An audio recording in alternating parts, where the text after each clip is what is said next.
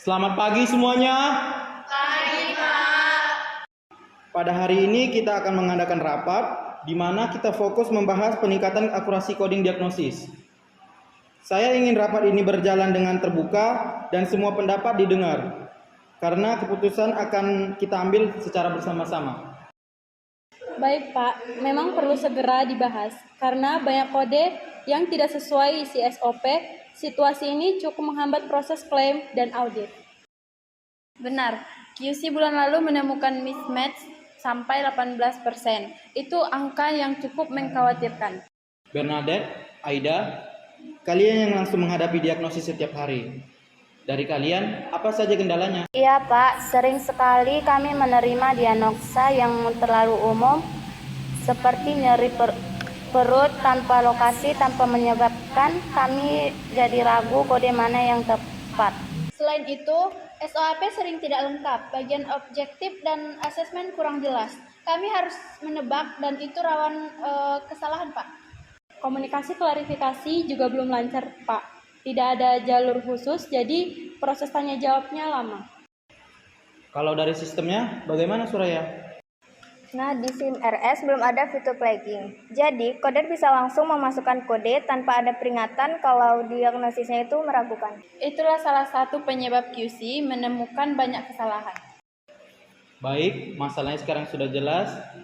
Sekarang mari kita bahas solusinya. Kita perlu pedoman coding agar standar kodenya seragam. Dan grup komunikasi cepat, Bu, supaya kami bisa tanya dokter langsung kalau diagnosa tidak jelas. Saya usul ada checklist akurasi sebelum input final. Dan saya bisa membuat fitur flagging di dalam SIM RS. Audit mingguan dari QC juga sangat perlu agar ada pengawasan rutin. Baik, semua ide-idenya sangat bagus. Masing-masing per orang memvoting 3 prioritas usulannya. Baiklah, hasilnya sudah jelas. Kita akan berjalan berdasarkan kesepakatan kita bersama, bukan keputusan saya.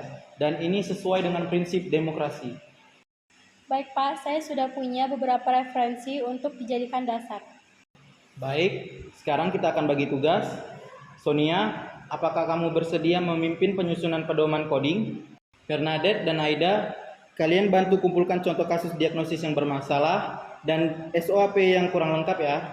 Baik Pak, saya bisa mulai dari rekapan minggu lalu. Saya akan cek temuan QC agar pedoman nanti tepat pada sasaran. Untuk Flora, QC tetap harus mendampingi dan memberi masukan selama proses penyusunan pedoman. Tentu Pak, kami siap untuk mengawasi. Untuk Suraya, walaupun fitur flagging bukan prioritas utama, kamu harus tetap menyiapkan rancangan awalnya. Kita akan integrasikan setelah pedoman rampung. Siap Pak, saya akan membuat desain awalnya terlebih dahulu. Terima kasih semuanya. Saya apresiasi karena keputusan hari ini benar-benar sesuai dengan hasil pemikiran tim kita. Semoga langkah ini meningkatkan akurasi coding diagnosis dan mutu rekam medis kita semua. Kalau kita kelompoknya begini, pasti hasilnya pasti akan baik. Betul Pak, suasana rapatnya juga sangat terbuka. Baiklah, itu semua yang saya harapkan. Dengan ini rapat saya tutup. Terima kasih atas kerjasamanya kalian semua. Sahabatnya sudah ajukan tadi. Terima kasih dan jumpa lagi.